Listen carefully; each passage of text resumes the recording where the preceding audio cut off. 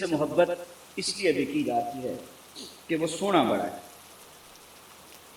یہ محبت کا سب سے بڑا دعویٰ ہے.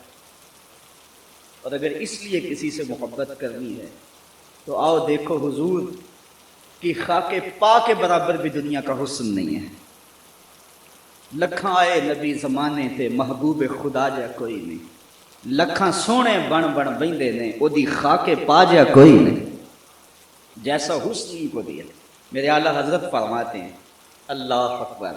یہ اعلیٰ حضرت کی نعت پڑھ رہے تھے اور مجھے وہ واقعہ یاد آ رہا تھا کہ جب آپ کے برادر مولانا حسن رضا فاضل بریلوی نے یہی نعت جو پڑھی جا رہی تھی، اس سے قبل ایک نعت داغ دہلوی کو پیش کی. اور داغ دہلوی کسی معمولی شخص کا نام نہیں. علامہ اقبال نے اس بات پہ فخر کیا ہے کہ میں داغ دہلوی کا شاگرد. نسیم تشنا ہی نہیں اقبال کو چس پہ نازا. فخر ہم کو بھی ہے شاگردی یہ داغ سخندان. اپنے دور کا معتبر نام داغ دہلوی. مولانا حسن رضا خان نے اعلیٰ حضرت کی کوئی نعت پیش کی تو داغ دہلوی اشش کر اٹھے. کہنے لگا حد ہے. اچھا اب جب دوبارہ جائیں گے تو تازہ کلام ان سے لکھوا کے لائیں.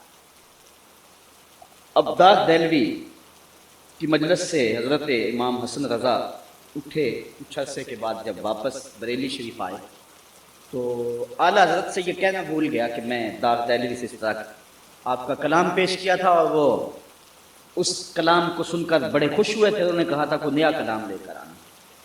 جب واپسی کا ٹکٹ لے لیا دلی آنے کے لیے تو اچانک وہ داغ دہلوی کی فرمائش آئی تو اعلیٰ حضرت کے پاس آئے. حضرت میں جا رہا ہوں, ٹکٹ لے لیا اور چند منٹ رہ گئے گاڑی چلنے میں.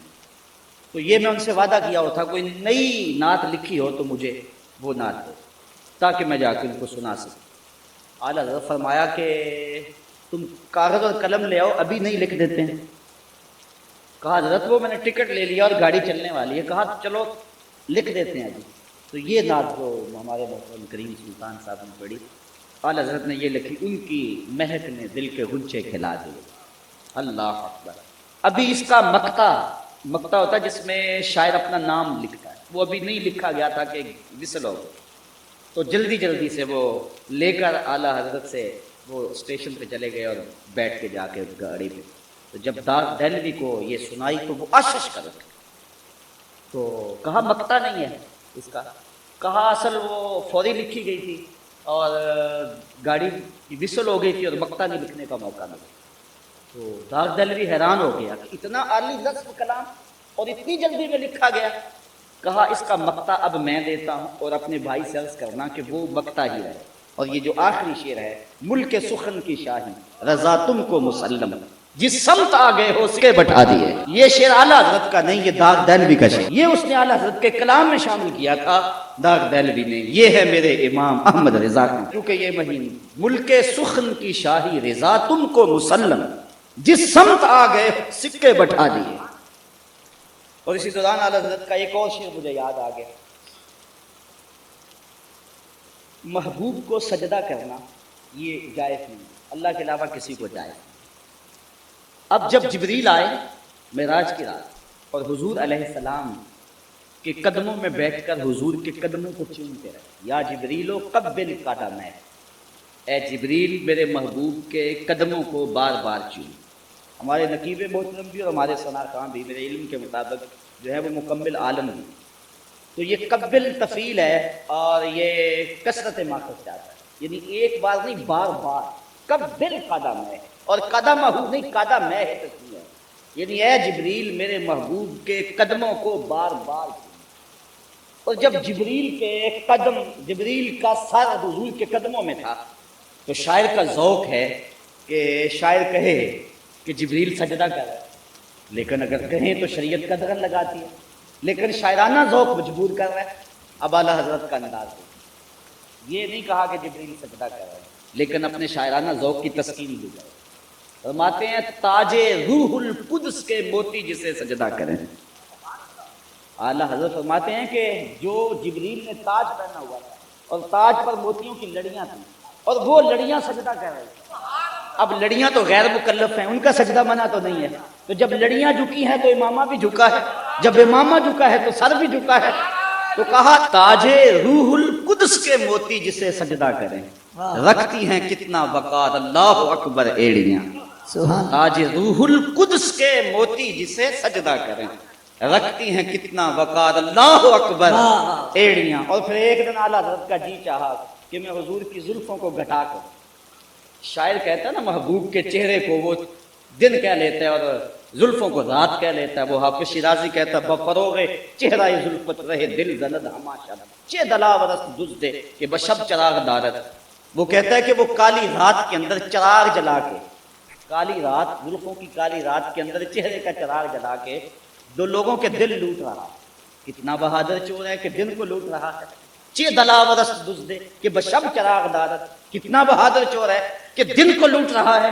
تو شاعر کا مزاج ہے کہ زلفوں کو رات کہے اور چہرے کو دن کہے، یہ ذوق اعلیٰ حضرت کو بھی آیا، لیکن پھر کہا میں کیوں کہوں رات، لیکن پھر ذوق تھا کہ شعراء تو کہتے آئے ہیں، پھر ذوق نے یاوری کی، کہا اچھا رات نہیں کہتا لیلۃ القدر کہہ لیتا۔ حضور جب درمیان میں مانگ نکالتے تھے سیدھی مانگ، تو اعلیٰ حضرت نے کہا کہ لیلۃ القدر میں مطلع فجر حق، لیلۃ القدر میں مطلع فجر حق، مانگ کی استقامت پہ لاکھوں سلام، مانگ کی استقامت پہ لاکھوں سلام۔ ایسا حسن اگر کسی کے لیے اس لیے پیار کیا جاتا ہے کہ وہ حسین بڑا ہے، تو بتاؤ حضور سے بڑا حسین کون؟ اعلیٰ حضرت فرماتے ہیں، بات اعلیٰ حضرت کی چل پڑی، سخن شاعری شہریار اپنی جگہ، نعت کہنے کو احمد رضا چاہے۔ فرماتے ہیں بلبل نے گل ان کو کہا، بلبل نے، بلبل کی انتہائی پرواز ہوئی ہے، اس سے آگے سے بلبل سوچ نہیں، بلبل نے گل ان کو کہا، عمری نے سروے جاں پہ تھا، حیرت نے جھنجھلا کر کہا یہ بھی نہیں وہ بھی نہیں، خورشید تھا کس زور پر کیا بھڑ کے چمکا تھا قمر، بے پردہ جب وہ رخ ہوا یہ بھی نہیں وہ بھی نہیں۔ ایسا حسن دیا کہ کائنات تکتی رہ گئی۔ صرف 23-24 صحابہ جو حضور کا حسن دیا، 1,24,000 صحابہ نے حضور کو دیکھا۔ آپ نے مجھے دیکھا ہے، اگر بعد میں کوئی پوچھے کہ جناب کیسے تھے تو آپ میرا ناک نقشہ بیان کرتی، رنگت ایسی تھی، نقوش ایسے تھے، کہنے سننے کا انداز یہ تھا، لباس وضاقتہ یہ تھی، اٹھنے بیٹھنے کی چال رفتار کی ساری انداز آپ بتا دیں، ایک مرتبہ دیکھا اور بیان کر دیں۔ اور جنہوں نے شب و روز دیکھا اور ایک نہیں بار بار دیکھا، صحابی بنتا ہی تھا جو رخ مصطفیٰ کو دیکھے، لیکن اس کے باوجود وہ حلیہ بیان نہیں کرتے، صرف 22، 23، 24، 25 لگا لیں۔ اور یہ بھی وہ ہے جنہوں نے بچپن میں حضور کو دیکھا، تو یہ یا حضور کو سوئے ہوئے دیکھا یا گھر والے افراد ہیں، یہ حلیہ بیان کرتے ہیں، باقی حلیہ بیان نہیں کرتے۔ کہتے ہیں اس لیے کہ کسی آنکھ میں ہمت ہی نہیں تھی کہ دیکھ سکتی۔ ایک دوسرے سے پوچھتے تھے بتاؤ حضور کیسے تھے، کہا تم نے نہیں دیکھا، کہا نہیں دیکھا، دیکھ کر بھی نہیں دیکھا۔ اللہ اکبر۔ رخ کے آئینے میں مصور جڑا ہوا، رخ کے آئینے میں مصور جڑا ہوا، چہرے کی ہر لکیر پہ قرآن لکھا ہوا۔ کہتے نہیں ہم نے دیکھا۔ حضرت حسان بن ثابت رضی اللہ تعالیٰ نے فرماتے ہیں کہ میں نے دیکھا تھا، اور کہتے ہیں میرے پاس ایک طریقہ تھا اس لیے میں نے دیکھا۔ وہ طریقہ کیسے نہیں ہوگا اور محظوظ ہو جائے گا۔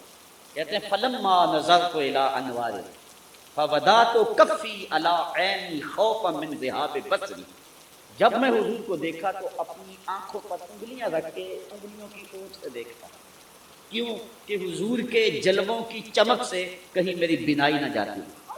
یہ کون کہہ رہے ہیں؟ حضرت حسان بن ثابت۔ اور آپ جانتے ہیں کہ حضرت حسان بن ثابت شاعر تھے، اور شاعر حسن دیکھنے میں دلیر ہوتا ہے، اور جو حسن دیکھنے میں دلیر ہے وہ بھی آنکھوں پہ انگلیاں رکھ کے دیکھ رہا ہے۔ اور یہ ابھی حسن ظاہر نہیں تھا، 70,000 بشریت کے پردے تھے، 70,000 پردوں کے نیچے چھپا ہوا حسن، اور وہ بھی دیکھنے والا شاعر، اور وہ بھی کہتے ہیں آنکھوں پہ انگلیاں رکھ کے دیکھتا تھا۔ اگر وہ حسن بے نقاب ہوتا تو کیا ہوتا؟ یہی بہتر ہے کہ وہ پردے میں روح پوش رہے، وہ اگر پردہ اٹھا دے تو کسے ہوش رہے۔ کل قمر لیلۃ البدر لم ارى قبلہ ولا بعدہ مثلہ، حضرت ابو ہریرہ رضی اللہ تعالیٰ عنہ فرماتے ہیں کیا پوچھتے ہو، 14ویں رات کا چمکتا ہوا چاند تھے۔ پھر کہتے ہیں نہیں حضور جیسا نہ پہلے دیکھا نہ بعد میں دیکھا۔ حضرت حسان بن ثابت بولے دیکھتے کیسے؟ کسی ماں نے ایسا جنم دیا ہوتا تو دیکھتے۔ خدا نے وہ سچائی پن چھڑیا ہے جدے وچ محمد نو ڈالیا۔ خدا نے حسینہ جمیلہ دا منہ موڑ دیتا، محمد بنا کے قلم توڑ دیتا۔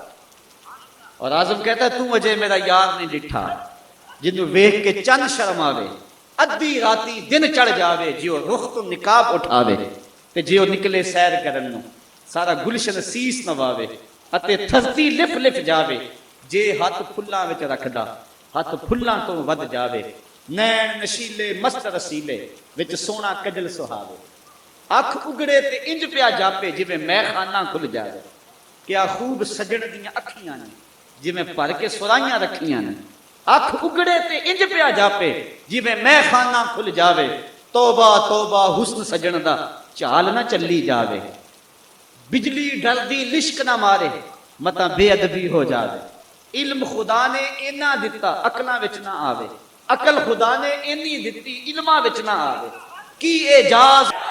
اگر کسی سے اس لیے پیار کیا جائے کہ وہ سونا بڑا ہے تو بتاؤ ماں ذات کی آنکھ سے بہتر کس کی آنکھ میں کجلا ہو سکتا ہے؟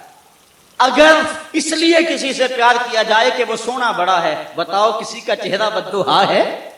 اگر اس لیے کسی سے پیار کیا جائے تو وہ خوبصورت بڑا ہے، بتاؤ کسی کی زلف کو رب نے حامیم کہا ہے؟ کسی کے ہاتھوں کو رب نے ید اللہ کہا ہے؟ کسی کے سینے کو علم نشرہ کہا تھا؟ تو اس لیے اگر اس لیے پیار کیا جائے تو پھر حق ہے حضور کا کہ حضور سے پیار کیا جائے۔ یہ مضمون تو اپنے دامن میں اور بڑی گنجائش رکھتا ہے، لیکن میں اپنی گفتگو کو سمیٹنے کی سمت